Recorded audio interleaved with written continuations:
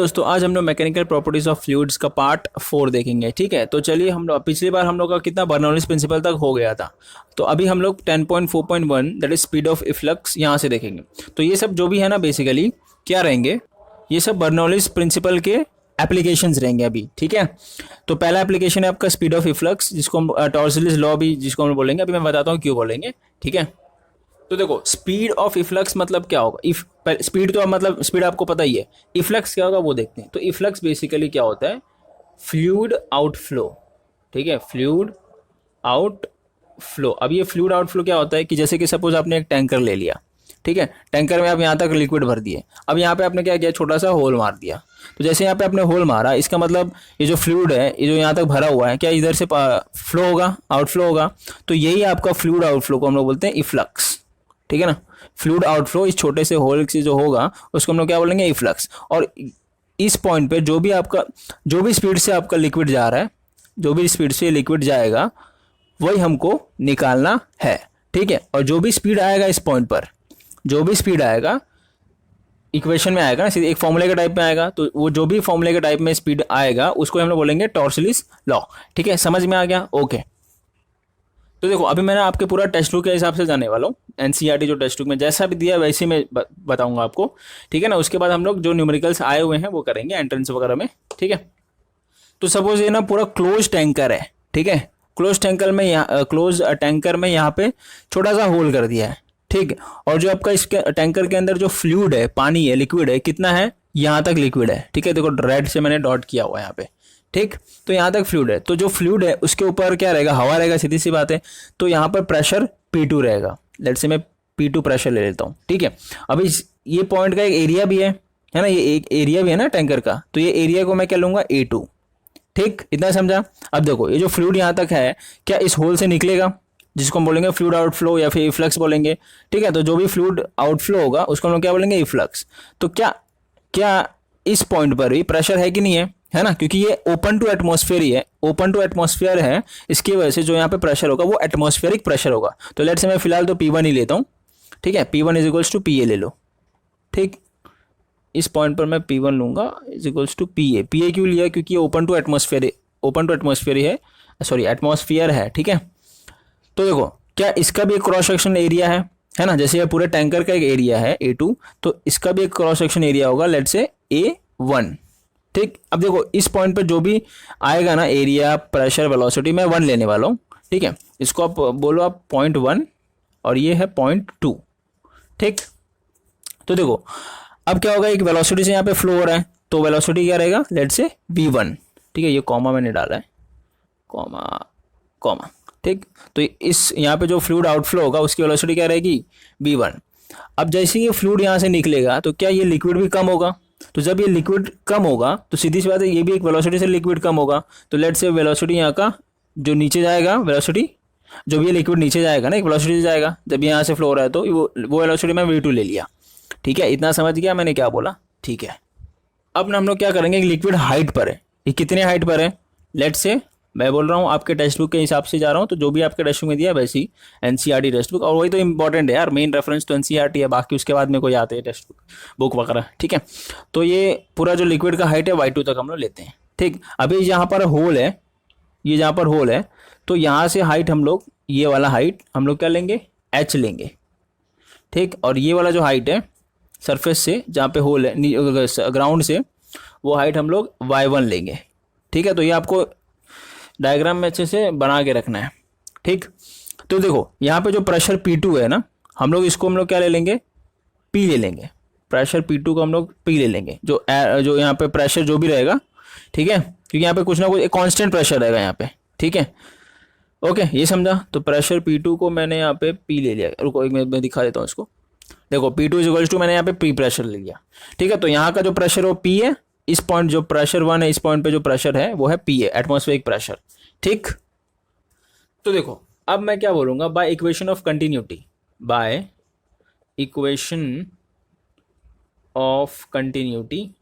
तो अगर मैं कंटिन्यूटी का यहाँ पे इक्वेशन लगाऊं तो आपको पता है कंटिन्यूटी का इक्वेशन क्या होगा। देखो यहाँ से भी वेलोसिटी से, यहाँ पे भी लिक्विड एक वेलोसिटी से फ्लो कर रहा है, और ये भी एक वेलोसिटी से लिक्विड नीचे आ रहा है। ठीक है ना, तो इक्वेशन ऑफ कंटिन्यूटी क्या बोलता है, A1 V1 is equals to A2 V2, है ना। मतलब ये जो एरिया इंटू वेलोसिटी रहेगा और इस पॉइंट पर जो एरिया इंटू वेलोसिटी रहेगा वो दोनों इक्वल रहेगा, ठीक है ना। अब सीधी सी बात है, ये एरिया यहाँ का कम है तो यहाँ की जो फ्लूइड की वेलोसिटी रहेगी वो ज़्यादा रहेगी, और इसका एरिया ज़्यादा है तो जो भी वेलोसिटी से फ्लूइड नीचे जाएगा उसकी वेलोसिटी कम रहेगी। सिंपल है, V2 लिखना भूल गया। तो यहाँ पे भी अगर कोई भी 3 वैल्यू आपको पता है, ठीक है, कोई भी इसमें से 3 वैल्यू पता है तो आप 4th वैल्यू अपने आप निकाल सकते हो, ठीक है ना। तो सपोज अगर आपको A1 एरिया 1 मतलब यहाँ का एरिया A1, एक मिनट 1 बराबर नहीं लिखा हूँ, A1 और यहाँ का एरिया A2 और क्या बोल सकते हो, और यहाँ का वेलोसिटी, ये जो आउटफ्लो है फ्लूइड आउटफ्लो, यहाँ का वेलोसिटी पता है, गिवन है, ठीक है। तो क्या आप V2 निकाल सकते हो? बिल्कुल। कैसे निकालोगे? V2 is equals to A1 V1 upon A2। Simple है ना। तो आप ऐसे निकाल सकते हो बाई इक्वेशन ऑफ कंटिन्यूटी से। तो अगर आपको इजीली ऐसा कुछ आ गया, टैंकर में दिया हुआ यहाँ पे होल है और एक 3 वैल्यू दी हुई और एक वैल्यू नहीं दी हो, तो आप इजीली निकाल सकते हो, ठीक है। ओके, तो ये तो आपका सिंपल बताने का था कि इससे आप निकाल सकते हो, कोई भी एक वेलोसिटी निकाल सकते हो। तो अभी तक तो आपका स्पीड ऑफ रिफ्लेक्स नहीं आया, ठीक है ना। स्पीड ऑफ रिफ्लेक्स, टॉर्सनस लॉ नहीं आया, टॉर्सनस लॉ अभी तक नहीं आया। वो कैसे आएगा अभी हम लोग आगे देखते हैं। तो देखो अभी मैं क्या करूँगा, एक कंडीशन लूँगा यहाँ पे। अगला पॉइंट है कंडीशन। वो कंडीशन क्या है कि सपोज ये जो टैंकर है ना, बहुत बड़ा टैंकर है, ये जो टैंकर लिया ना मैंने, ये क्लोज टैंकर है, याद रखना, हर जगह से बंद है, खाली यहाँ से ओपन है, यहाँ पे जो होल है ना थोड़ा सा, वहाँ से ओपन है। तो अब मैं क्या करता हूँ, बहुत बड़ा टैंकर लेता हूँ, 1000 लीटर वाला टैंकर लेता हूँ। अब 1000 लीटर वाला टैंकर में मैं क्या करूँगा, एक सुई, जो नीडल इसको मैं बोलते हैं, उससे होल कर दूंगा यहाँ पे, ठीक है। तो क्या होगा, जरा अज्यूम करो। तो ये होगा कि आपका, इसको मैं क्या बोल सकता हूँ, इफ़ A2, ये condition is greater, much much much greater than A1, है ना, क्योंकि 1000 लीटर वाला टैंकर है तो जो ये वाला जो एरिया होगा बहुत ज़्यादा होगा ना, बहुत ज़्यादा। और ये यहाँ पे मैंने सुई से सिर्फ होल किया, तो सोचो कितना एरिया इसका कम होगा, है ना। तो यहाँ का एरिया बहुत ज़्यादा कम होने वाला है। तो देखो यहाँ से तो फ्लूइड फिर भी निकलेगा, लेकिन बहुत कम निकलेगा फिर, है ना, क्योंकि 1000 लीटर वाले टंकी में, मतलब 1000 लीटर सपोज पानी भी उसमें है, तो उसमें आपने एक सुई से सिर्फ होल मार दिया, तो वहाँ से तो पानी निकलेगा, लेकिन बहुत बहुत बहुत कम निकलेगा, है ना। तो इतना कम निकलेगा, वैसे उसकी वेलोसिटी ज़्यादा रहेगी एज कम्पेयर टू ये वाली। तो जब यहाँ से जो पानी निकलेगा, अब मैं ये वाला कंडीशन की बात कर रहा हूँ, याद रखना। तो यहाँ से जब पानी निकल रहा है तो बहुत कम पानी निकल रहा है, तो 1000 लीटर वाली जो टंकी है ना, ये बहुत धीरे धीरे नीचे जाएगा, बहुत धीरे धीरे, एक बहुत धीरे वेलोसिटी से नीचे जाएगा, मतलब अप्रॉक्स समझ सकते हो 0। तो जब ये कंडीशन होगा ना, 1000 लीटर वाली टंकी में आपने सुई से होल कर दिया, तो ये कंडीशन में आप क्या करोगे, जो ये वेलोसिटी से जो नीचे जा रहा है पानी, वो वेलोसिटी आप अप्रॉक्स 0 ले सकते हो, ठीक है ना, याद रखना। तो ये V2 वेलोसिटी यहाँ का क्या हो गया, ये जो नीचे जाएगा, एक नीचे जाएगा ना बोला, एक वेलोसिटी से फ्लूइड आपका नीचे जाएगा ना, तो वो वेलोसिटी आपका 0 हो गया। ये समझ गया कौन सा कंडीशन। ओके, तो अब इस कंडीशन में आपको दोनों पॉइंट पर, पॉइंट 1 ये वाला पॉइंट और ये जो पॉइंट नीचे आने वाला पॉइंट है, दोनों पॉइंट पर आपको बर्नौलीज इक्वेशन लगाना है। तो एट पॉइंट 1 एंड 2 जो बर्नौलीज इक्वेशन आप लगाओगे, तो देखो पॉइंट 1 पे बर्नौलीज इक्वेशन जो प्रेशर है वो क्या है, PA है, एटमॉस्फेरिक प्रेशर है, मैंने यहाँ पे बताया, plus kinetic energy per unit volume रहता है ना। तो kinetic energy per unit volume आप उसको क्या लिख सकते हो, डेंसिटी V1 स्क्वायर, ऐसा लिख सकते हो, यही था ना kinetic energy per unit volume, plus potential energy, इसका पोटेंशियल एनर्जी क्या रहेगा, ρg/y1, ठीक है ना, क्योंकि ये हाइट आपका y1 है, तो सीधी सी बात है h रहता है यहाँ पर, हाइट रहता है, तो ये y1 हाइट पर है ये होल आपका फ्रॉम दी सरफेस, ठीक है ना, ग्राउंड से, is equals to, Bernoulli's equation equally रहता है ना, इस पॉइंट का जो भी रहेगा प्रेशर, काइनेटिक एनर्जी और potential energy is equals to सब, मतलब वही रहता है इस पॉइंट पर। तो जो P2 यहाँ पर जो है वो सिर्फ हम लोग P लेने वाले, प्लस काइनेटिक एनर्जी। तो मैंने यहाँ पे क्या बोला कि V2 0 है, तो जब V2 0 है तो काइनेटिक एनर्जी 0 हो गया, काइनेटिक एनर्जी यहाँ पे आएगा नहीं, kinetic energy per unit volume, ठीक। बट इस पर ये पोटेंशियल एनर्जी आएगा, पोटेंशियल एनर्जी क्या आ जाएगा, रो क्या है यहाँ पे, वो जो भी आपने लिक्विड है ना, लिक्विड आपने जो भी अंदर डाला हुआ है उसका डेंसिटी है, समझ गया। डेंसिटी तो अब यहाँ पे दोनों जगह पे डेंसिटी सेम ही रहेगा ना, क्योंकि एक ही लिक्विड है, अलग अलग तो लिक्विड है नहीं, जो बाहर फ्लोर है जो अंदर है एक ही है ना दोनों, तो डेंसिटी आपका सेम ही रहने वाला है। इसके लिए मैं रो ही लेता हूँ सिर्फ। तो हम लोग यहाँ पे पोटेंशियल एनर्जी देखने वाले थे, ρg/y2, है ना, ये पूरा एक हाइट इसका कितना है, y2 है, ठीक है। समझ में आ गया यहाँ पे काइनेटिक एनर्जी 0 क्यों लिया, ठीक है ना। वो मैं ये वाले कंडीशन की बात कर रहा हूँ, इस कंडीशन में यहाँ पे काइनेटिक एनर्जी 0 रहेगा।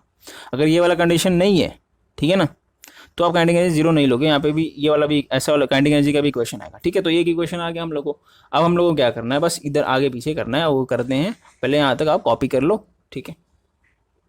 तो देखो डायग्राम रफ करके मैंने उसको बहुत छोटा कर दिया, ठीक है, ताकि अपने पास थोड़ा जगह जगह हो जाए। अब देखो, अब मैं यहाँ पे क्या कर रहा हूँ, यहाँ पे कुछ नहीं करूँगा, यहाँ पे बस एक काम करूँगा, मैं क्या करूँगा, यहाँ पे मैं सबको इधर लेके आ जाऊँगा, सिर्फ ये इस पार्ट को इधर छोड़ूंगा, ठीक है ना, इस पार्ट को यहीं पे रखूँगा। तो half rho v1 square is equals to क्या हो जाएगा, सो ये रहेगा p प्लस रो g/2, ऐसे रहेगा यहाँ पे ये, और ये यहाँ पे आएगा तो माइनस रो g/1, और ये यहाँ पे आएगा तो माइनस पी ए, ठीक है, ओके।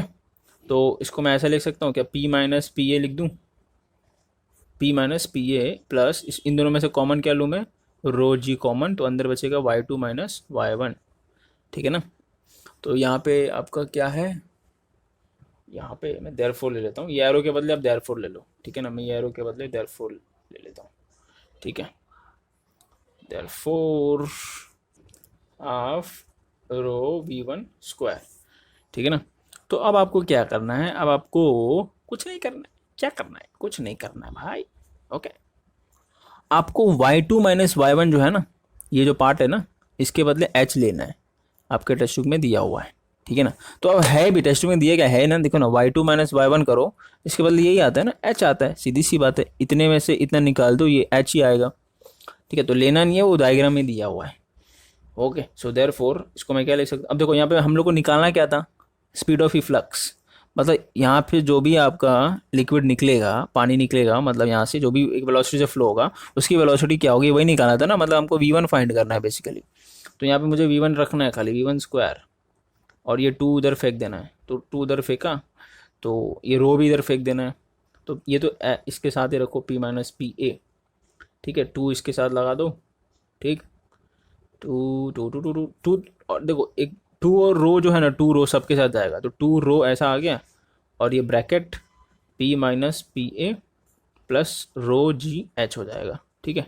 2 रो डिवाइड होगा ना यार, 2 अपॉन रो, अभी मल्टीप्लाई में है तो, ठीक। अब मैं इसको रफ करता हूँ नीचे वाले को, ठीक है। तो देखो अब मैं क्या करूँगा ना, 2 अपॉन जो रो है ना, इसको एक ब्रैकेट में ले लेता हूँ, 2 अपॉन रो है, दोनों को दे दूंगा, इसको भी और इसको भी, ठीक है। तो therefore v1 square is equals to 2p minus P A upon rho, ठीक, plus 2 rho G H upon rho, 2 upon rho मैंने इसको भी दे दिया और इसको भी दे दिया, ठीक। तो इसमें रो कैंसिल हो जाएगा, और इसमें तो कुछ ये p है, p और रो में कंफ्यूज मत हो ना, p प्रेशर है, रो आपका डेंसिटी है।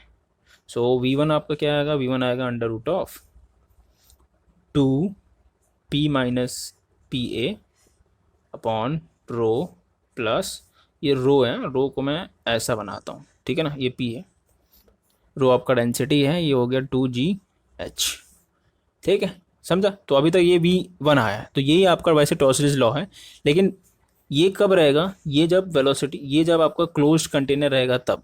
ये कब है, ये क्लोज्ड कंटेनर के लिए, हर तरफ से बंद, खाली एक जगह से ओपन रहेगा, ये जो होल है ना, ये खाली ओपन रहेगा, ठीक। तो ये आपका क्लोज कंटेनर के लिए है वेलोसिटी, स्पीड ऑफ फ्लक्स, हम लोग वही फाइंड कर रहे थे ना, इसको हम टॉर्सलिस लॉ बोलेंगे।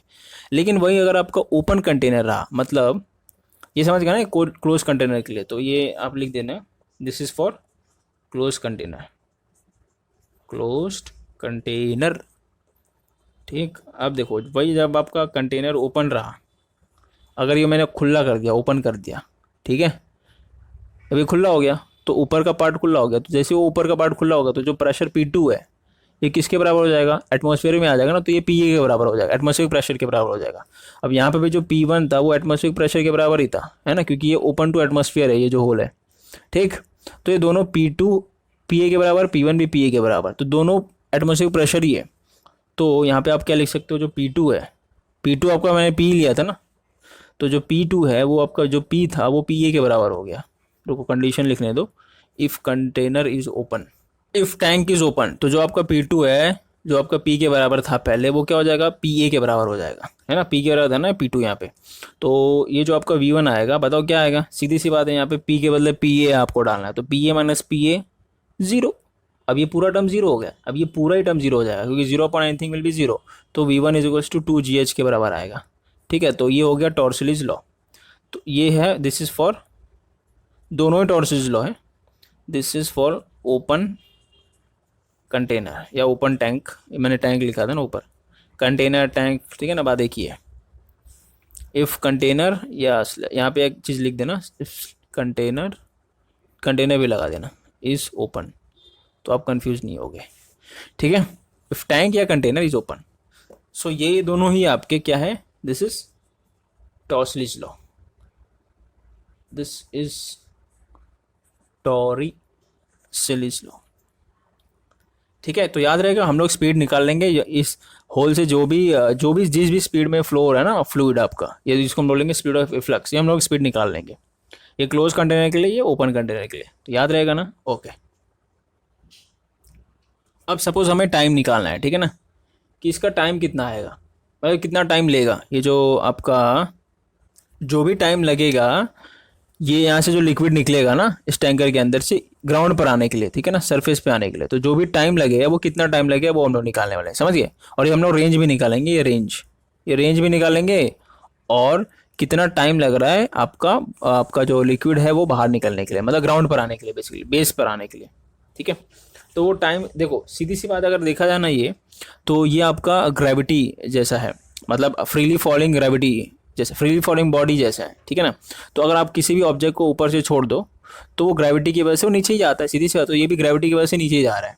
ठीक है, तो हम लोग सीधी सी बात है, जब ये हम लोग इसमें कौन सा इक्वेशन यूज़ करने वाले हैं, काइनेमेटिकल इक्वेशन, क्यों, क्योंकि ये ड्यू टू ग्रेविटी आ रहा है और ये फ्रीली फॉलिंग जैसा है। ठीक है ना, और ये एक्सेलरेट जो हो रहा है, इसका एक्सेलरेशन क्या है आपका, यूनिफॉर्म है ना, यूनिफॉर्म एक्सेलरेशन क्या है आपका, एक्सेलरेशन टू ग्रेविटी है, इसकी वजह से हम लोग इसमें काइनेमेटिकल इक्वेशन यूज़ करेंगे। ठीक, तो देखो, जो टाइम है, टाइम के लिए मैं क्या यूज़ करता हूँ, S is equals to U T plus half A T square. ठीक, तो देखो इसमें जो इनिशियल, ये जो लिक्विड का इनिशियल वेलोसिटी है ना वो जीरो है, फाइनल वेलोसिटी क्या है, यहाँ का जो वेलोसिटी क्या आया था बताओ बताओ तो रूट, अरे अभी आया था ना टॉर्सलिज लॉ, इसका जो फाइनल वेलोसिटी जीरो है, यहाँ का इनिशियल वेलोसिटी इसका जीरो रहेगा, सॉरी फाइनल वेलोसिटी इसका 2gh है जो कि टॉर्सलिज लॉ अभी आया था, और इनिशियल वेलोसिटी इसका जीरो है। ठीक है ना, क्योंकि ये इनिशियली वो जीरो था ना, यहाँ से लिक्विड फ्लो कर रहा है वो आपका फाइनल वेलोसिटी है। ठीक है, तो देखो ये याद रखना है आपको। ओके, और एस क्या है आपका, हाइट, एस मतलब ये y1 है बेसिकली, ये जो हाइट है ना, ये हाइट, ये एस है, y1 है बेसिकली, तो y1 इज इक्वल्स टू, ये तो zero into T will be zero plus A is acceleration due to gravity, G T तो हमको निकालना है भैया।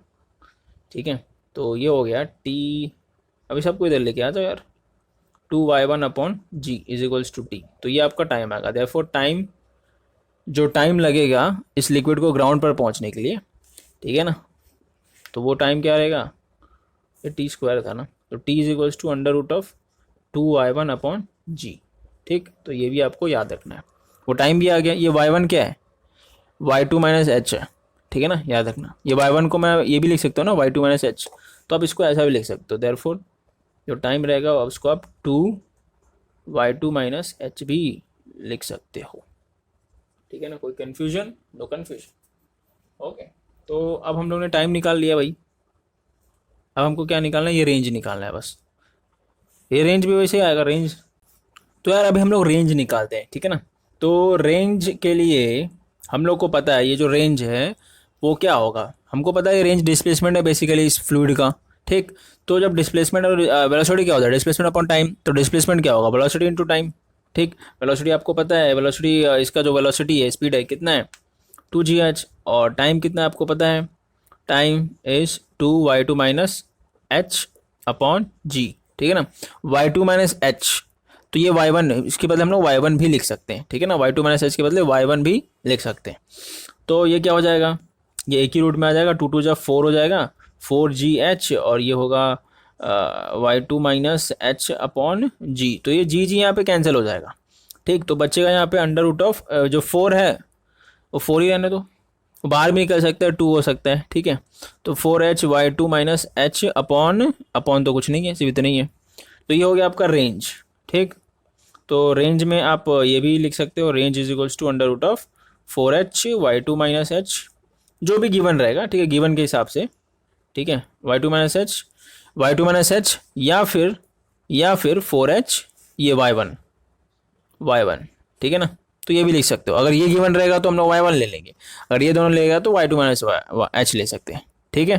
तो ये हो गया आपका रेंज, ठीक है ना। अब हमें तीन चीज़ मालूम पड़ गया टॉर्सली अपना स्पीड ऑफ इफ्लक्स में, तीन चीज़ मालूम पड़ा।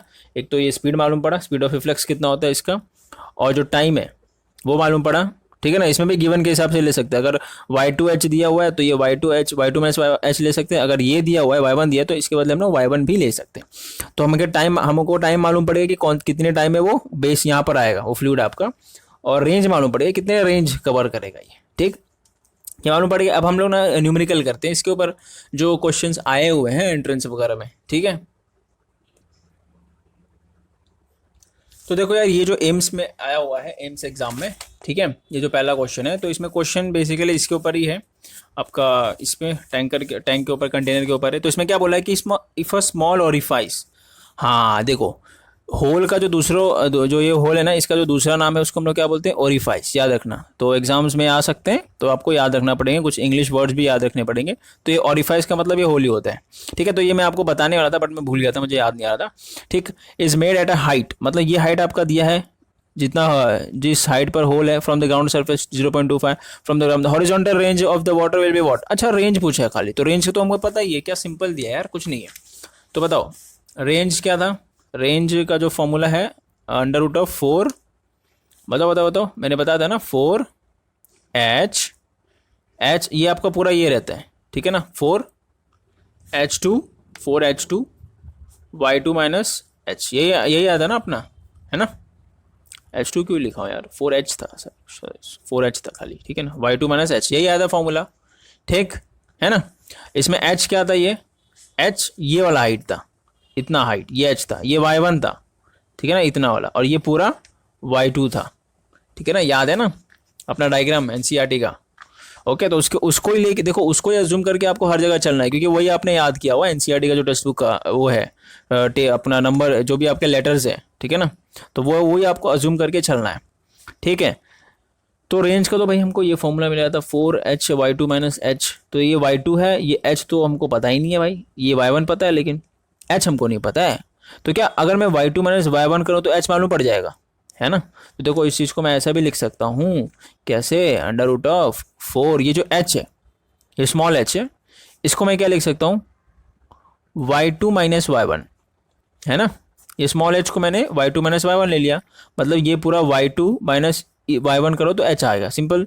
और ये y2 - जो h है, y2 - h, इसके बदले ये y1 ले लो ना, मैंने आपको बताया था, y1 ले लो, सिंपल। क्या ये रेंज तो ऐसा भी हो गया, समझ गया, समझे ना मैंने क्या बोला। ये आपका y1 था, ये h था, ये डायग्राम याद रख लो, डायग्राम को अज्यूम रखना है, ठीक है ना, याद रखना है अपने माइंड में, टेक्स्ट बुक जो भी जहाँ से भी आपने याद किया है ना, वो उस चीज़ को याद रखना है अपने दिमाग में, ठीक है। फॉर्मूला ऐसे ऐसे ही आता है आपको, फॉर्मूला भी अगर आप भूल जाते हो ना तो ऐसे याद आ जाएगा।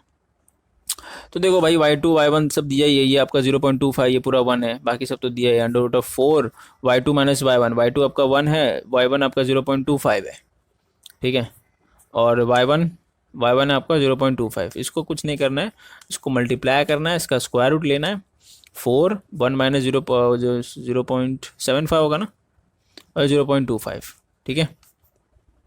तो इन दोनों को अगर मल्टीप्लाई करते हैं तो फटाफट आपको मल्टीप्लाई करना है, ठीक है ना, हाथ से कर लो ज़्यादा सही है। 0.1875 कुछ समथिंग आता है, तो 1875 के बदले से 19 ले लो, ठीक है ना। तो ये हो जाएगा 4 × 0.19, ठीक है। तो 0.19 × 4 कर लो, 0.76 आता है, ठीक है, 0.76।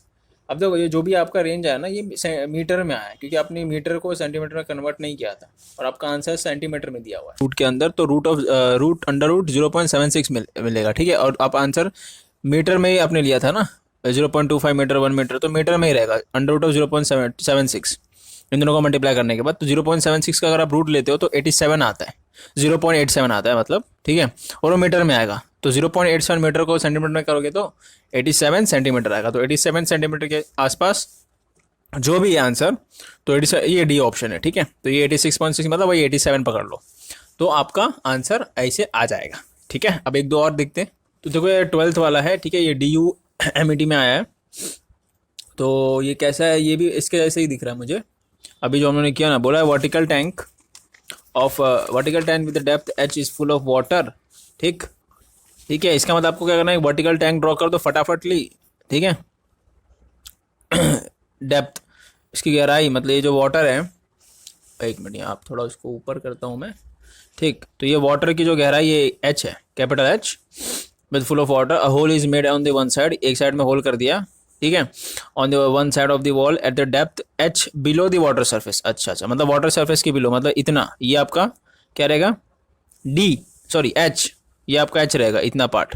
ठीक है ना, बिलो दी वाटर सरफेस मतलब वाटर सरफेस के बिलो, यहाँ पे फ्रॉम द ग्राउंड नहीं बोला है। ठीक है ना, फ्रॉम द ग्राउंड वो होल नहीं बोला है, बिलो द वाटर सरफेस बोला है। Below at what distance from the foot of the wall does the emerging stream of the water strike the foot. अच्छा, मतलब वो डिस्टेंस बोला है कि कौन कितने डिस्टेंस तक वो वाटर जाएगा।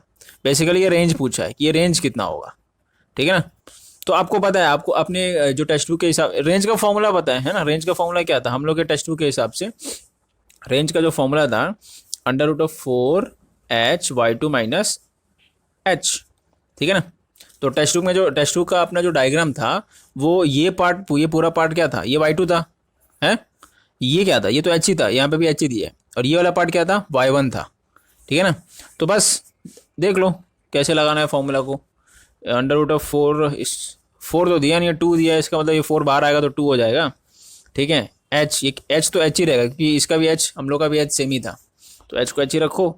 वाई टू मतलब ये कैप, ये y2 हम लोग का टेक्स्ट बुक में था। ठीक है ना, एनसीईआरटी के, बट इसमें एच बोला तो एच रखो, -h, हाँ ये आएगा आंसर। तो ये कौन सा, ये बी ऑप्शन। ठीक है ना, ऑप्शन बी। ठीक है, अब हम लोग आगे वाले देखते हैं टॉपिक फटाफट, क्योंकि टाइम बहुत कंज्यूम हो रहा है। तो यार इवेंट्रोमीटर अगला टॉपिक है 10.4.2। ये है क्या, ये बेसिकली ऐसा डिवाइस है, इट्स अ डिवाइस, ये डिवाइस या डिवाइस टू मेजर, क्या मेजर करने के लिए, द फ्लो ऑफ स्पीड। ठीक है, या the speed flow, to measure the speed flow of incompressible fluid. ठीक है ना, इनकम्प्रेसिबल, यार फटाफट, इसका मतलब क्या है कि जो भी इनकम्प्रेसिबल फ्लूइड फ्लो कर रहा है उसका स्पीड क्या होगा, वो हमको हमको कौन मेजर कराएगा, ये वेंटूरीमीटर मेजर कराएगा। ठीक है ना, ओके। तो जरा देखते हैं कैसा है। तो देखो, इसके पहले जो हमने टॉपिक पढ़ा वो स्पीड ऑफ इफ्लक्स था, मतलब वो हम लोग किसका स्पीड जान रहे थे, जो एक होल से पानी जो फ्लो हो रहा था ना, आउटफ्लो, उसका हम लोगों ने स्पीड जाना। अब इसमें क्या होगा कि इसमें कोई होल विल नहीं होगा। ठीक है ना, इसमें एक कहीं पे भी वाटर स्पीड आपका फ्लूइड फ्लो होगा, उस जो फ्लूइड आपका फ्लो हो रहा है उसका स्पीड क्या होगा, उसको हमको जानना है। तो इसके लिए एक डायग्राम आपके टेक्स्ट बुक में दिया हुआ है। ठीक है, वो पूरा वेंटूमीटर का डायग्राम है। ठीक है, इसने क्या किया कि एक सपोज एक पाइप ले लो। मैंने क्या करता हूँ, एक पाइप ले लेता हूँ। देखो वो जो उल्टा है ना, ऐसा यू है, मैं उस ऊपर से यू बनाऊंगा। ठीक, तो लेट्स से एक पाइप लेते हैं फटाफट। एक पाइप हो गया, यहाँ पे ज़्यादा एरिया हो गया, यहाँ पे कम एरिया हो गया, फिर यहाँ पे ज़्यादा एरिया हो गया। ठीक, यहाँ पे ज़्यादा एरिया हो गया, यहाँ पे कम एरिया हो गया, यहाँ पे फिर ज़्यादा एरिया हो गया। ठीक है ना, तो ये लोगों ने ऐसा किया है, और यहाँ पे एक मोनोमीटर कनेक्ट किया है। मोनोमीटर क्या होता है, यू शेप का होता है मोनोमीटर, और यहाँ पे भी एक मोनोमीटर कनेक्ट किया है। मतलब मोनोमीटर मतलब यू शेप का, समझ गए, तो 2 साइड ही रहेगा ना, यू शेप मतलब है ना। यहाँ पे भी मोनोमीटर कनेक्ट किया है। ठीक है, तो ये कनेक्ट किया है मोनोमीटर यहाँ पे। ठीक है, समझ गया ना, यहाँ से कनेक्ट किया हुआ है मोनोमीटर, ये समझ गए। तो अब क्या होता है कि इसमें लिक्विड फ्लो हो रहा है, ये जो पाइप है ना, इसमें लिक्विड फ्लो हो रहा है। देखो ये पूरा वेंट्रोमीटर में आता है, याद रखना, ये पूरा पार्ट वेंट्रोमीटर आता है, वेंट्रोमीटर में आता है। ये जो है ना, ये मोनोमीटर है खाली। ठीक है, और ये जो पूरा है ना, पूरा पार्ट को हम लोग वेंट्रोमीटर बोलेंगे। और ये एक नॉर्मल पाइप है, या एक बोल सकते हो एक ट्यूब है जिसमें वाटर फ्लो होगा, ये वाला, ये जो है ना, ये मैंने ऐसे ड्रॉ किया है। तो इसमें से सपोज वाटर फ्लो हो रहा है। ठीक, तो वाटर यहाँ से भी जाएगा, यहाँ पे जाएगा। तो आप देख सकते हो कि यहाँ का एरिया, लेट से मैं इसका ये क्रॉस सेक्शन एरिया इतना है, तो यहाँ का एरिया में ए क्या लो, A1 A2 जो भी लेना है आप ले सकते हो। मैं लेट से A1 लेता हूँ। ठीक है, तो यहाँ पे जो फ्लूइड फ्लो कर रहा है उसकी वेलोसिटी क्या होगी, V1 होगी। अब ये देखो छोटा एरिया है, तो यहाँ पे यहाँ का जो एरिया है उसके एरिया में A2 लूंगा, और नहीं, आपके टेक्स्ट बुक में क्या दिया वो इसे लेते हैं ना यार। अरे रे, आपके टेक्स्ट बुक में से इसको A लिया है और A2 को स्मॉल a लिया है। ठीक, जैसा आपके टेक्स्ट बुक में दिया वैसे ही मैं ले रहा हूँ एनसीईआरटी के। और इस पे जो वेलोसिटी फ्लो होगी यहाँ से वो v2 होगी, ठीक है, नो कन्फ्यूजन, सीधा है। अब देखो क्या होता है कि आपको पता है, क्या पता है आपको, एक चीज पता है, इक्वेशन ऑफ कंटिन्यूटी। तो ये क्या, वेंट्रोमीटर मैंने बता दिया क्या होता है, device to measure the speed flow of incompressible fluid. Okay जी। अब देखो by continuity, equation of continuity, equation of continuity, ये मैं लिखूँ यार, पूरा टाइम लिखता चले। इक्वेशन ऑफ कंटिन्यूटी क्या होगा बताओ, इस पार्ट का A into V one is equal to इस पार्ट का ए इंटू वी टू, ठीक है ना। तो A one V one is equal to A two V two लेता था ना, तो यहाँ पे ए वन के बदले ए लिया है, A into V one is equals to A into V two, ठीक है। तो यहाँ से इस पार्ट पे अगर वेलोसिटी जाननी है तो क्या हो जाएगा, therefore V two is equals to A V one upon A हो जाएगा, है ना। तो ये V two is equals to, ये एज इट अभी रखो यहाँ पे, ठीक है। अब देखो, अब क्या है, बर्नौलिस इक्वेशन, हमको इस पॉइंट पर इस वाले पॉइंट पर और इस वाले पॉइंट पर बर्नौलिस इक्वेशन लगाना पड़ेगा, ठीक है। तो Bernoulli's equation at point one, ये पॉइंट वन लेते हैं, इस पॉइंट को, छोटे वाले एरिया को पॉइंट टू लेते हैं।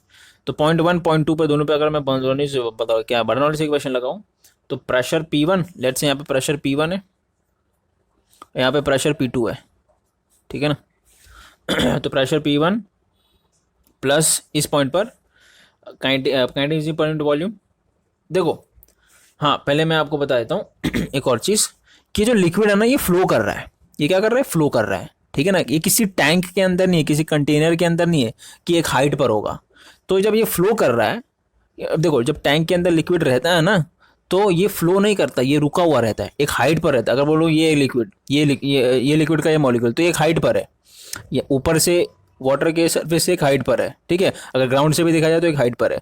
लेकिन ये जो वाटर फ्लो कर रहा है, ये एक ट्यूब के अंदर फ्लो कर रहा है, ये किसी कंटेनर के अंदर नहीं है। तो इसके लिए जो इसमें हाइट रहेगा ना, ये अगर मैं बोलूँ ये पॉइंट, तो ये पॉइंट पर ये सारा पॉइंट सारा पे हाइट आपका सेम ही होगा, ठीक है ना। ये हाइट आपका इधर सेम होगा। तो जब हाइट सेम होगा तो जो पोटेंशियल एनर्जी है हर पॉइंट पे इक्वल होगा। पोटेंशियल जो ये जो लिक्विड है, किसी भी पॉइंट पर पोटेंशियल एनर्जी इक्वल होगा, क्योंकि हाइट सेम है ना।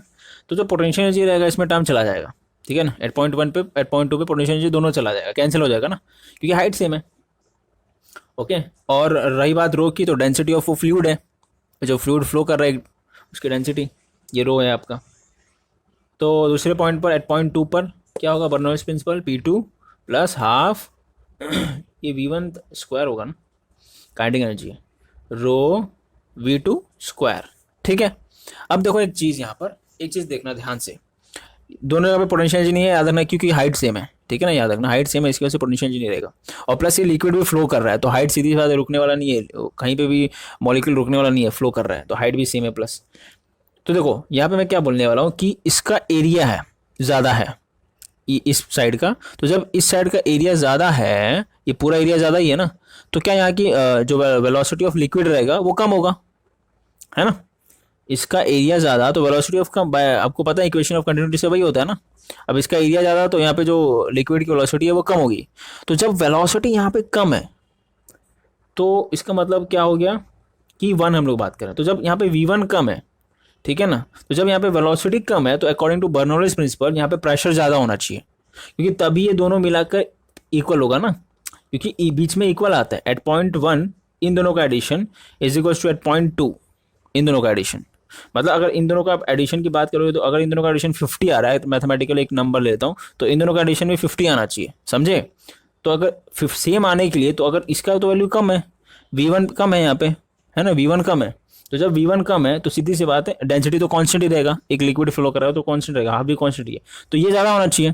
इसका मतलब यहाँ पे प्रेशर ज़्यादा होगा, समझ गए, इस पॉइंट पर प्रेशर ज़्यादा होगा, समझे। तो ये P1 ज़्यादा होना चाहिए और ये V2, इसका एरिया कम है तो सीधी सी बात है यहाँ पे वेलोसिटी ज़्यादा रहेगा। तो जब वेलोसिटी यहाँ पे ज़्यादा है तो प्रेशर यहाँ पे कम रहेगा, तो यहाँ पे जो प्रेशर है ना P2 वो कम रहेगा, ठीक है। इस पॉइंट पे मैंने P2 लिया हुआ, इस पॉइंट पे मैंने P1 लिया। तो यह जहाँ यहाँ पे प्रेशर जब आपका ज़्यादा रहेगा तो बताओ क्या होगा भाई, ये ज़्यादा हाइट तक जाएगा, इसके अंदर जो लिक्विड जाएगा ना, जो भी लिक्विड जाएगा इसके अंदर, ये ज़्यादा हाइट तक जाएगा, ठीक है। और इसके अंदर जो लिक्विड जाएगा वो कम हाइट तक जाएगा, समझे। तो ये अंदर लिक्विड गया है बेसिकली, और कुछ नहीं, ये याद रखना, ठीक है। तो देखो अगर मैं बात करूँ कि दोनों का एक प्रेशर डिफरेंस रहेगा, ये ज़्यादा हाइट का है, ये कम हाइट का है, तो दोनों के हाइट के बीच का डिफरेंस कितना है, लेट से एच ले लेता हूँ, क्योंकि जब हाइट का डिफरेंस है तो प्रेशर का डिफरेंस भी रहेगा। हाइट सेम रहेगा तो प्रेशर डिफरेंस नहीं होता है, प्रेशर डिफरेंस जीरो रहेगा। तो दोनों का अगर मैं दोनों की बात करूँ तो दोनों में प्रेशर डिफरेंस रहेगा, ठीक है। क्योंकि अब अभी मैंने बताया ना, यहाँ पे इस पॉइंट पे प्रेशर क्या रहेगा, ज़्यादा रहेगा, इस पॉइंट पे प्रेशर कम रहेगा। क्यों? वेलोसिटी की वजह से, क्योंकि यहाँ की वेलोसिटी कम है तो प्रेशर ज़्यादा, यहाँ पे वेलोसिटी ज़्यादा है तो प्रेशर कम। ठीक है, याद रखना, ये बर्नौलीज प्रिंसिपल के हिसाब से ही होता है, बहुत बहुत इंपॉर्टेंट चीज़ है। ये इक्वेशन मुझे यही बताता है, ठीक है। अगर कहीं पे वेलोसिटी ज़्यादा है तो वहाँ पे प्रेशर कम रहेगा, और कहीं पे वेलोसिटी अगर कम है तो प्रेशर ज़्यादा रहेगा, ठीक है। तो वही आगे बढ़ते। तो देखो अभी मैं यहाँ पे देयरफॉर लेता हूँ P1 P2 का इधर लेके आता हूँ तो प्रेशर डिफरेंस हो गया, P1 माइनस P2 हो गया, ठीक है, इज इक्वल्स टू, इसको तो मैं हाफ ही रह देता हूँ यहाँ पे, हाफ रो V2 का स्क्वायर। एक मिनट एक मिनट, ये जो V2 है ना, इसको मैं क्या लिख सकता हूँ, ऊपर देखो मैंने क्या लिखा है, V2 के बदले A V1 अपॉन A। ये A क्या है, इसका एरिया, ये स्मॉल है इस छोटे वाले का एरिया, ओके, स्क्वायर है ना तो स्क्वायर लगाना जरूरी है।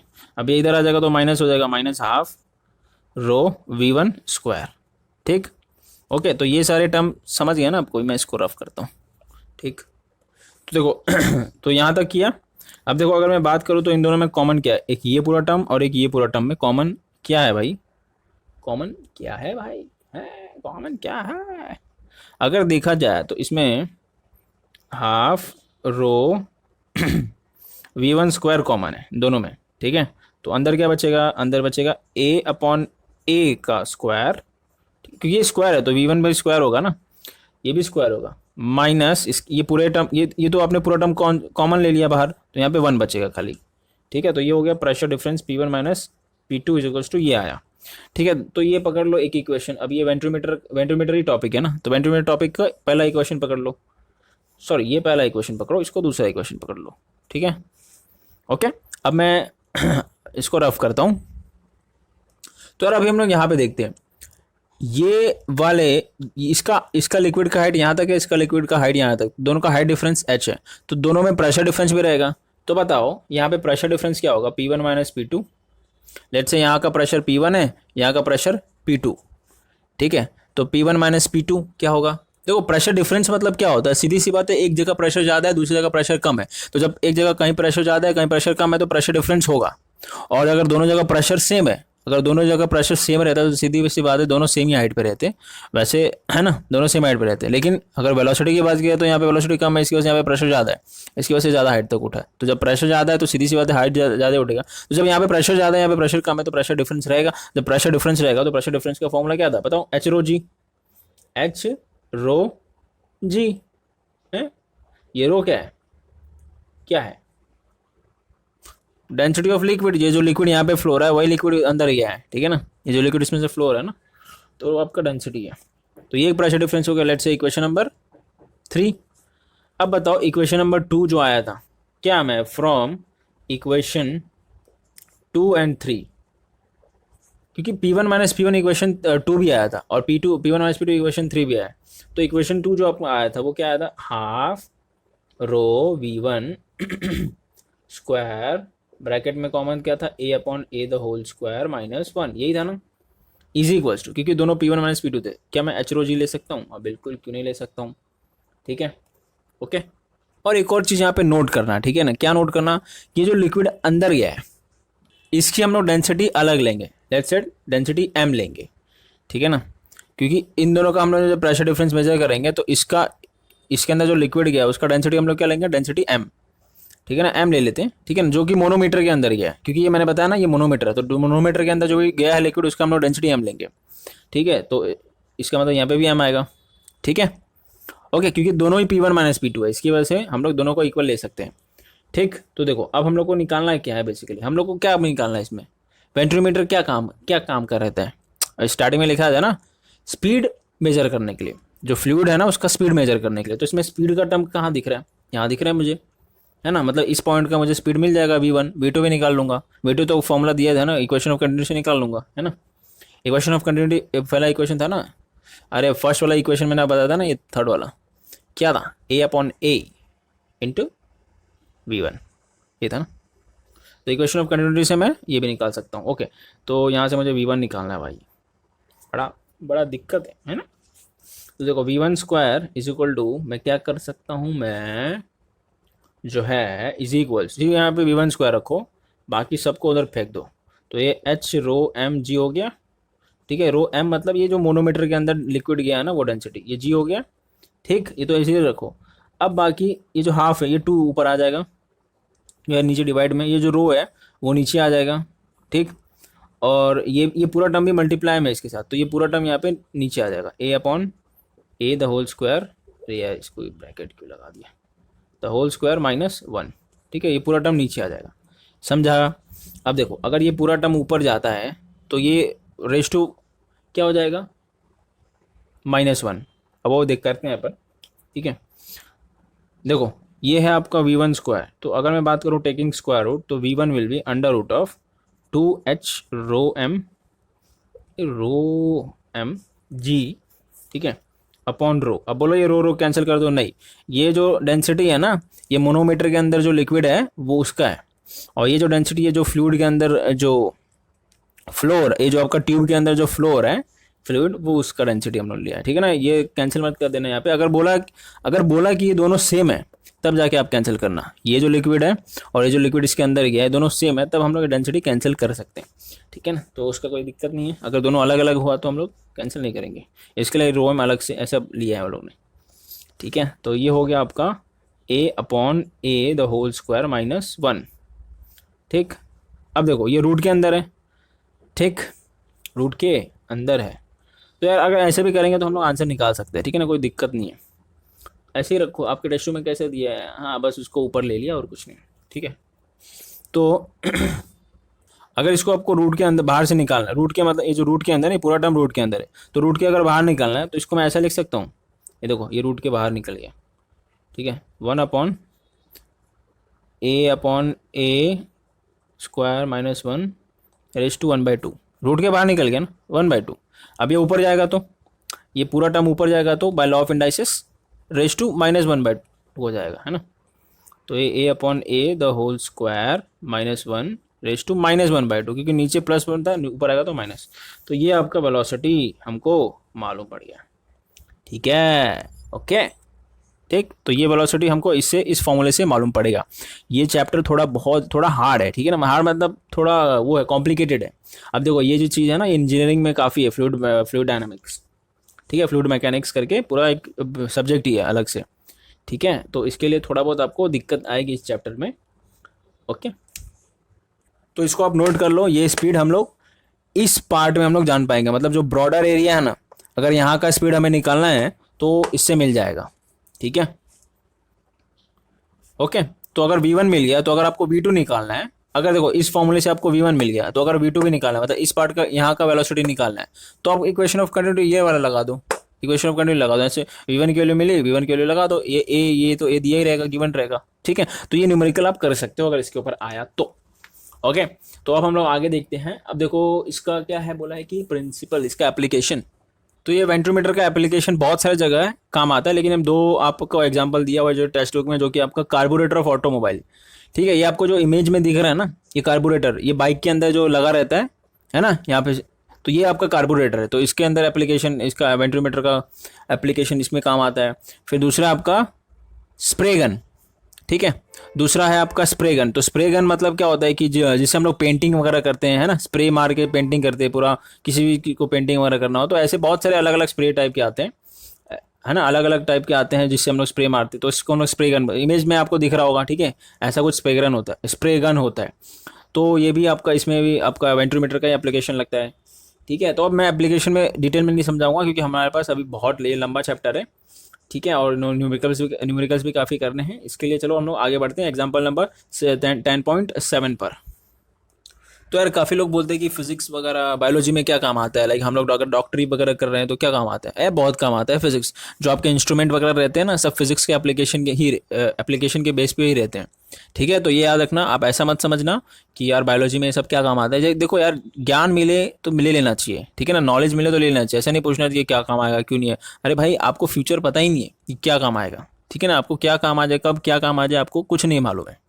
ठीक है, लाइफ कुछ लाइफ का कुछ नहीं मालूम कैसे, मतलब उसका हम लोग को जो आप ज्ञान लोगे उसका कब यूज़ आ जाए, कब कहाँ यूज़ आ जाए, आपको नहीं मालूम रहता है, ठीक है। तो इसके लिए हमेशा नॉलेज लेके रखना चाहिए। ऐसा कभी नहीं बोलना चाहिए कि यार ये मेरे को क्या काम आएगा, ये क्या काम नहीं आएगा। तो जो डॉक्टर वगैरह में जो इंस्ट्रूमेंट यूज़ करते हैं, जैसे सिंपल अगर देखा जाए तो एक्सरे की बात कर लो, ठीक है ना। ये एक्सरे आपको पता ही है, ब्लड टेस्ट वगैरह होता है, तो ये सब कैसे होता है, ऐसे थोड़ा ना हो जाता है। ये सब फिजिक्स, जो भी इंस्ट्रूमेंट रहते हैं सब फिजिक्स के एप्लीकेशन ही, फिजिक्स के जो कॉन्सेप्ट रहते हैं ना उसके एप्लीकेशन रहते हैं, ठीक है। तो जैसे कि ब्लड वेलोसिटी है यहाँ पे, ठीक। अगर आपको किसी आर्टरी के अंदर ब्लड फ्लो होता है ना, तो ब्लड फ्लो को अगर आपको मेजर करना है कि उसका स्पीड कितना है, कितना होगा, तो कैसे करोगे, हम लोग वेंट्रोमीटर से कर सकते हैं, सिंपल है ना। तो यही आपका एक एग्जांपल में दिया हुआ है कि the flow of blood in a large artery आपको पता है कि हार्ट में लार्ज आर्टरी भी होता है, स्मॉल आर्टरी है ना। लार्ज आर्टरी जो ब्लड सप्लाई करता है, आर्टरी तो इसको ही बोलते हैं ना। देखो बायोलॉजी का उतना मेरे को नॉलेज नहीं है, लेकिन थोड़ा बहुत है। Of an anaesthetized dog is, मतलब एनेस्थीसिया उसको दिया हुआ है, dog is diverted in through a venturimeter. Okay समझ गए। तो देखो क्या है इसमें कि जो आपका जो डॉग, जो कुत्ते का डॉग का जो आपका लार्ज आर्टरी है, सपोज ये लार्ज आर्टरी है, तो उसमें वेंट्रोमीटर कनेक्ट कर दिया है। तो वेंट्रोमीटर कैसा रहेगा, यहाँ तक चलो आर्टरी है, ठीक है, यहाँ से उसने वेंट्रोमीटर कनेक्ट किया है, तो यहाँ से जब वेंट्रोमीटर कनेक्ट किया है तो वेंट्रोमीटर ऐसा रहेगा, है ना। वेंट्रोमीटर, एक मिनट, ऐसा रहेगा, ठीक है। यहाँ तक आर्टरी है, याद रखना। अब इसके बाद उन्होंने वेंट्रोमीटर कनेक्ट किया है, यहाँ तक लार्ज आर्टरी है। तो लार्ज आर्टरी में क्या फ्लो हो रहा है, क्या फ्लो होता है आर्टरी में, ब्लड। तो हमें ब्लड फ्लो का स्पीड जानना है, what is the speed of the blood in the artery, समझ गया। तो ये वेंट्रोमीटर, यहाँ से वेंट्रोमीटर कनेक्ट किया हुआ, याद रखना। तो वेंट्रोमीटर कनेक्ट करके हम लोग जान सकते हैं। तो इसमें क्या क्या दिया है हमको wider part of the venturimeter, meter मतलब वेंट्रोमीटर हैज अ एरिया कितना दिया है, 8 mm²। मतलब इसमें बोला भी है is equal to that of artery, मतलब इसके जितना ही है, आर्टरी के जितना ही है वाइडर पार्ट का एरिया। तो इसका एरिया कितना हो गया, लेट्स से मैं क्या ले लूँ, A1 ले लेता हूँ इसको। A1 लेने की जरूरत क्या है, ए दिया ही हुआ है वहाँ पे 8 mm², ठीक है। और नैरोअर पार्ट का एरिया कितना दिया है, इसका एरिया कितना दिया है, स्मॉल ए 4 mm², ठीक। Pressure drop in the artery is 224 pascal. तो देखो जो प्रेशर ड्रॉप है ना, इसमें अभी क्या है कि इसमें वो मोनोमीटर भी तो कनेक्ट रहता है ना, ये तो मैंने बताया नहीं। तो सपोज ये यहाँ पे एक मोनोमीटर कनेक्टेड है ऐसे करके, एक मिनट, इसको यार मैंने इधर नहीं लिखना चाहिए था, इसको ऐसे करके मोनोमीटर कनेक्टेड है, ठीक है। अरे यार पूरा गड़बड़ हो गया है, एक मिनट, ऐसे करके मोनोमीटर कनेक्टेड है, समझ लो, ठीक है ना। ऐसे करके मोनोमीटर कनेक्टेड है। तो जब ये मोनोमीटर कनेक्टेड है तो आपको पता है कि यहाँ इधर प्रेशर लगता है ना। यहाँ पे प्रेशर कम होता है क्योंकि यहाँ पे वेलोसिटी ज़्यादा रहेगा, यहाँ पे प्रेशर ज़्यादा रहेगा क्योंकि इसकी वेलोसिटी कम रहेगी। ये मैंने आपको सब बता चुका हूँ। तो प्रेशर डिफरेंस आता है यहाँ पे, इसकी वजह से प्रेशर डिफरेंस आता है P1 - P2।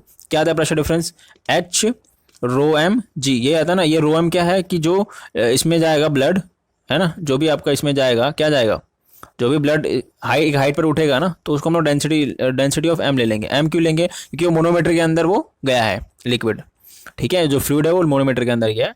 तो P1 - P2 is equal to H ρm g लेते हैं, याद है ना। तो ये जो प्रेशर ड्रॉप है मतलब P1 - P2 is equal to H ρm g is equal to कितना है, 24 पास्कल। तो ये आपका प्रेशर ड्रॉप मतलब वही होगा ना, pressure difference. What is the speed of the blood की स्पीड क्या है। तो आपको पता है कि एक इक्वेशन आपको पता है, V is equal to √2 ρm Hg। ये तो अभी आया था ना, रो, और ब्रैकेट में क्या था यहाँ पे, A/A the whole square -1 raise to -½ है ना। यही था, यही आया था ना, आपका इक्वेशन ये आया था। तो इसमें हम लोग क्या कर सकते हैं, इसमें जो देखो ये जो ρmgh है ना, इसके बदले P1 - P2 भी ले सकते हैं क्योंकि ये वही चीज़ है, समझा नहीं समझा, ये वही चीज़ है। 24 मतलब इसके मतलब 24 ले लो, 2 × 24, समझ गए। और ये जो रो है डेंसिटी ऑफ ब्लड, ये जो रो है ना डेंसिटी ऑफ, क्योंकि क्या फ्लो कर रहा है, ब्लड फ्लो कर रहा है, तो डेंसिटी ऑफ ब्लड कितना रहता है, ये आपको दिया रहेगा वैसे, ठीक है ना। 1060 कितना, 1060 ही दिया, हाँ इन लोगों ने 1060, ठीक है, डेंसिटी ऑफ ब्लड। और इस कैपिटल एरिया कितना है, 4 है, 8 है, सॉरी A8 है, और स्मॉल ए कितना था, 4 था, होल स्क्वायर -1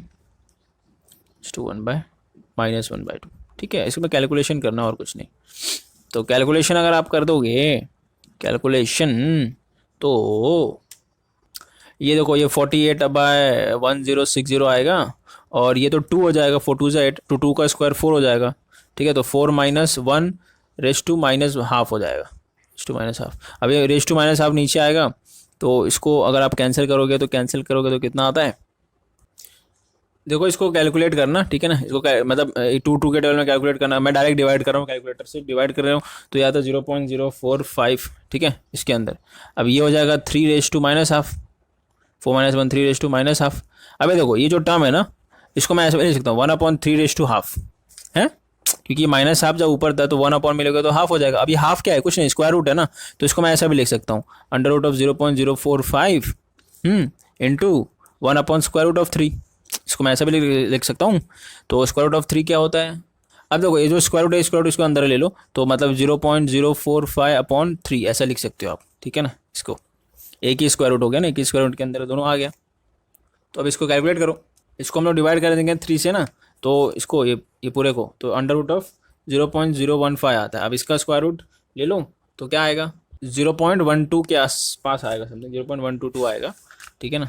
तो ये पकड़ लो 125, मतलब वही आसपास आएगा, ठीक है। तो इसको आप 0.12 तक भी रखोगे तो भी चलेगा। तो ये आपका क्या आया, ये वेलोसिटी v1 हम लोगों ने निकाला था ना, तो ये वेलोसिटी, और ये वेलोसिटी कहाँ पे आया, इस एरिया में, मतलब यहाँ पे जो ब्रॉडर पार्ट था ना, तो उसका सीधी सी बात है, जो आर्टरी है, आर्टरी जो आपका ये था वाइडर पार्ट के बराबर ही आपका आर्टरी है, लार्ज है ना। क्वेश्चन में दिया है ना, देखो क्या दिया है कि equal to the artery, the wider part of the venturimeter has a cross section area equal to the artery.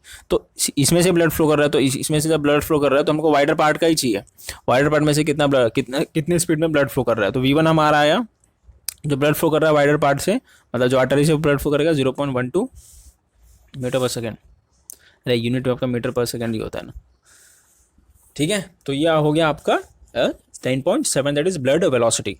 अब देखो मैंने आपको बताया कि फिजिक्स में बहुत यूज़ होता है, तो जैसे अगला टॉपिक है आपका blood flow and heart attack, तो ये भी आपका इसी प्रिंसिपल पे बेस्ड है, ठीक है, कि हार्ट अटैक क्यों आता है, ओके। इसी प्रिंसिपल, कौन से प्रिंसिपल, आपका बर्नौलीज प्रिंसिपल, ठीक है। तो देखो, तो यार आपसे एक मुझे इंपॉर्टेंट बात करनी है, सिर्फ मैं आपका 2 मिनट लूँगा, ठीक है ना, उससे ज़्यादा नहीं लूँगा, प्लीज़ वीडियो को स्किप मत कीजिएगा, ठीक है ना।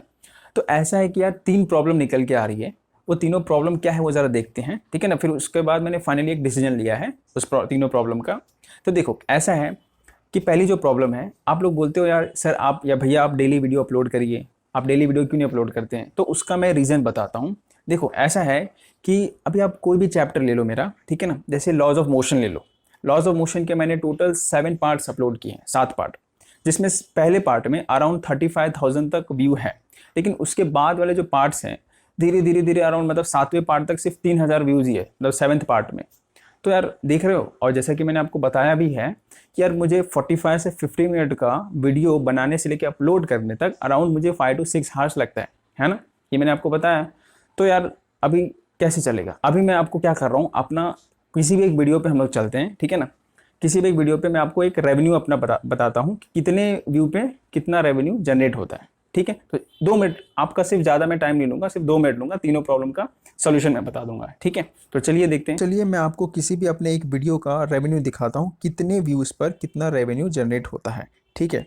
तो देख लीजिए, मैं यूट्यूब स्टूडियो यहाँ पे ओपन किया और एक मैं कोई भी वीडियो सिलेक्ट करता हूँ, जैसे ये मैकेनिकल प्रॉपर्टीज़ ऑफ सॉलिड का पार्ट 1 में सिलेक्ट करता हूँ, ठीक है, जिसमें 12,000 कुछ व्यू है, ठीक है। इसको मैंने सेलेक्ट किया, ओके। अब इसके मैं वीडियो एनालिटिक्स पे गया, ठीक है। अब इसके मैं रेवेन्यूज़ पे गया, देखो यहाँ पे लास्ट 28 डेज दिख रहा है आपको, इस पर मैं क्लिक करके लाइफ टाइम अर्निंग इस वीडियो का देखता हूँ। तो देखो कितना व्यूज़ था, अराउंड 12,000 व्यूज़ था ना, और कितना दिखा रहा है, $7। तो देख सकते हैं आप 12,000 व्यू पे सिर्फ $7 हो रहा है, ओके। तो इसलिए मैं बोल रहा था कि अगर ज़्यादा से ज़्यादा कम से कम हर एक वीडियो में कम से कम, ज़्यादा नहीं, 20,000 या 25,000 व्यू भी आए ना बच्चों, तो कोई दिक्कत नहीं रहती। लेकिन ठीक है, चलिए आगे देखते हैं। तो आपने अभी देखा ना कितने व्यू पे मेरा कितना रेवेन्यू जनरेट हुआ था, है ना। तो यार अब बताओ, मैं जो वीडियो बना रहा हूँ, वीडियो बनाने का मेरा मतलब कहाँ से चलेगा बच्चों, कहानी कैसे चलेगी। मेरा वीडियो बनाने का इतना जो मेहनत कर रहा हूँ, तो यार ये तब तो वेस्ट है ना, कैसे हो पाएगा, है ना बच्चों। ठीक है, बहुत मेहनत लगता है यार एक वीडियो बनाने, मुझे पढ़ना भी पड़ता है। ठीक है, तो चलिए ये तो एक प्रॉब्लम था। अब जो दूसरी प्रॉब्लम है वो ज़रा देखते हैं, सेकंड प्रॉब्लम क्या है। तो यार जो सेकंड प्रॉब्लम है वो कई बच्चे क्रिटिसाइज करते हैं। एक तो यार देखो व्यू इतना कम आता है, उससे रेवेन्यू इतना कम होता है, मैं इतना मेहनत करता हूँ। ठीक है, तो जो दूसरी प्रॉब्लम है वो है कि एड्स, यार एड्स की दिक्कत होती है कई बच्चों को। सर इतने सारे एड्स आ रहे हैं, तो बताओ यार इतने कम व्यूज आ रहे हैं, फिर उसमें रेवेन्यू भी इतना कम जनरेट हो रहा है, तो यार एड्स से मतलब एड्स, कई बच्चे एड्स के लिए मुझे क्रिटिसाइज करते हैं, कमेंट में, इंस्टाग्राम पे मुझे मैसेज करते हैं। ठीक है, तो यार जो ये दूसरा आपका प्रॉब्लम हो गया। ठीक है, पहला प्रॉब्लम मैंने आपको बता दिया, दूसरा प्रॉब्लम, पहला प्रॉब्लम व्यूज नहीं आते हैं प्रॉपर। ठीक है, दूसरा प्रॉब्लम एड्स के लिए बच्चे क्रिटिसाइज करते हैं। ठीक है, और जो तीसरा प्रॉब्लम है, थर्ड प्रॉब्लम, वो है आपका डाउट्स। मतलब कई बच्चे, अब जैसे सपोज लॉज ऑफ मोशन का पार्ट 1 देखा उन्होंने, तो उसमें कुछ डाउट्स आएंगे, तो डाउट्स वो लोग कमेंट में पूछते हैं। कई बार मैं तो रिप्लाई नहीं कर पाता हूँ, क्योंकि मैं जनरली कभी कभी देखता हूँ कमेंट्स, उतना कमेंट्स नहीं देखता हूँ। ठीक है, तो यार उसके लिए मुझे टाइम थोड़ा लेना पड़ेगा कमेंट्स का रिप्लाई करने के लिए। ठीक है ना, तो ये तीसरा प्रॉब्लम है, डाउट्स। मतलब जो बच्चे देखते हैं वीडियो, जो आप लोग देखते हो वीडियो, उसमें कभी कभी बीच में डाउट आ जाते हैं। ठीक है ना, तो अगर वो डाउट क्लियर नहीं होगा ना, तो आगे की जो हम कंसेप्ट है वो समझ नहीं पाएंगे, है ना, है कि नहीं। तो इसमें क्या होता है, तो यार मैं तीनों प्रॉब्लम का सोल्यूशन लेके आया हूँ। अब ये सोल्यूशन क्या है ज़रा देखते हैं। देखो जो पहला प्रॉब्लम है ना व्यूज़ का, तो यार व्यूज़ अगर आ जाते तो यार बात ही कुछ अलग थी। जैसे अभी फिजिक्स वाला का है, फिजिक्स वाला को यार मैं कब से फॉलो कर रहा हूँ, बहुत पहले से फॉलो कर रहा हूँ, जब उन्होंने चैनल का, उनका अराउंड 30K तक अराउंड सब्सक्राइबर थे, तभी जब भी वो वीडियो डालते थे एक हफ्ते में उनका 10,000 तक तो व्यू हो ही जाता था। तो वैसे ही अगर मेरे वाले पार्ट्स में, हर एक पार्ट में कम से कम 25,000 से लेके 30,000 तक भी व्यू आता ना, तो कोई दिक्कत नहीं था। बट क्या करें यार, व्यूज़ ही नहीं आ रहे, तो फिर थोड़ा दिक्कत है। ठीक है ना, सोल्यूशन क्या है, तो इसका सोल्यूशन जो है, ये तीनों प्रॉब्लम का मैंने सिर्फ एक ही सोल्यूशन रखा है। क्या सोल्यूशन है ज़रा वो देखते हैं। ठीक है, तो देखो अभी सपोज कोई चैप्टर है, सपोज मैं ले लूँ मैकेनिकल प्रॉपर्टीज ऑफ फ्लूइड्स, ये एक चैप्टर है। ठीक है, तो अगर मैकेनिकल प्रॉपर्टीज ऑफ फ्लूइड में टोटल मैंने 7 पार्ट्स में पूरे चैप्टर खत्म किए, ठीक है ना, तो जब टोटल मैंने 7 पार्ट्स में चैप्टर खत्म कर दिया उसको, तो उसमें क्या होगा, उसका सोल्यूशन मैं बता रहा हूँ, इन तीनों प्रॉब्लम का सोल्यूशन बता रहा हूँ। ठीक है ना, तो उसमें जो 4 पार्ट रहेंगे ना, 4 पार्ट, उसके जो 4 पार्ट रहेंगे वो आपके पब्लिकली यूट्यूब पर अपलोड रहेंगे, एड्स के साथ रहेंगे। ठीक है ना, एड्स भी रहेंगे साथ में, 4 पार्ट। लेकिन जो 3 पार्ट रहेंगे उस mechanical properties of fluid chapter के, वो तीनों पार्ट अनलिस्टेड में यूट्यूब पर अपलोडेड रहेंगे। ठीक है, अब बात यार अनलिस्टेड में तो किसी को दिखेगा नहीं, तो अनलिस्टेड में लिंक शेयर करना पड़ेगा, है ना। तो देखो अब ये जो अनलिस्टेड पार्ट अगर आपको चाहिए, मैकेनिकल प्रॉपर्टीज ऑफ फ्लूइड्स का ये तीनों पार्ट आपको चाहिए, तो यार देखो मैंने बहुत बहुत ज़्यादा कम रेट रखा है, बहुत ज़्यादा, सिर्फ 99। अगर आपको किसी भी चैप्टर का, अब से किसी भी चैप्टर का पूरा पार्ट चाहिए रहेगा ना, तो सिर्फ ओनली 99 लगेगा, सिर्फ ओनली 99। तो यार ये 99 तो बहुत कम है, देखा जाए तो। कैसे कम है यार, काफ़ी लोग तो यार 250-250 रुपया टैलेंटलेस स्टार किड के पीछे खत्म कर देते थिएटर में जाके, है ना, 250-250 रुपया ले लेते हैं यार, कुछ टैलेंट नहीं रहता स्टार किड्स में। यार हम तो यार इतना मेहनत करते हैं यार, फिर भी 99 तो कम ही है ना यार, है ना। तो यार अभी मैंने बहुत बहुत ज़्यादा कम है 99, ठीक है ना, ओनली 99 है। ठीक है, अभी ओनली 99 क्या है ये देखो, ये मैंने डिस्क्रिप्शन में पूरा लिखा हुआ है, ठीक है ना, पूरा डिस्क्रिप्शन में अच्छे से लिखा हुआ है। और इसके फ़ायदे भी मैंने आपको बताया है कि जो पार्ट्स आप लोगे उस पार्ट्स में एक भी ऐड नहीं आएंगे। और दूसरी बात, दूसरा फ़ायदा क्या है कि आप अगर किसी भी चैप्टर का अनलिस्टेड पार्ट्स लेते हो, सपोज मैकेनिकल प्रॉपर्टीज ऑफ जो फ्लूइड्स है उसका ये तीनों पार्ट आपने ले लिया 99 में, तो मैकेनिकल प्रॉपर्टीज ऑफ फ्लूइड जो भी मैंने समझाया हुआ है सातों के सातों पार्ट में, तो उस सातों पार्ट में अगर कुछ भी डाउट रहा, कुछ भी, तो आप मुझे व्हाट्सअप करके या कॉल करके पूछ सकते हैं। ठीक है, ये कब, जब आप ये तीनों पार्ट लेंगे तब, इसका तीनों पार्ट का मेंबरशिप लेंगे तब, ठीक है ना। और ये तीनों पार्ट का मेंबरशिप ओनली सिर्फ एक ही चैप्टर के लिए 99 है, और दूसरा चैप्टर रहेगा तो उसके लिए 99 अलग से लगेगा। ठीक है, तो यार ऐसा मैं जानबूझ के नहीं कर रहा हूँ, ऐसा मैं ये सारे प्रॉब्लम्स को देखते हुए कर रहा हूँ, ठीक है ना, इतने सारे प्रॉब्लम्स है। तो इसकी वजह से मैं रेगुलर भी हो जाऊँगा, रेगुलर अपलोड भी करूँगा वीडियोज़, ठीक है। और इससे आपका सिलेबस भी जल्दी कंप्लीट होगा, आपका क्लास का एग्जाम्स रहेगा, या फिर आपका जेई मीन्स का एग्जाम रहेगा, ठीक है ना, या फिर आप कोई भी एंट्रेंस एग्जाम, तो नीट एग्जाम हो गया, ठीक है।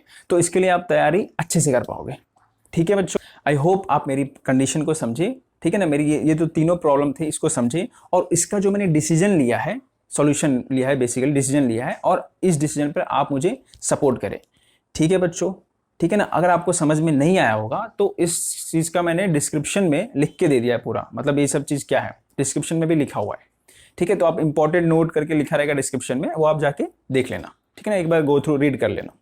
ठीक है, तो चलिए गुड बाय, अब नेक्स्ट पार्ट में मिलते हैं, ठीक है ना।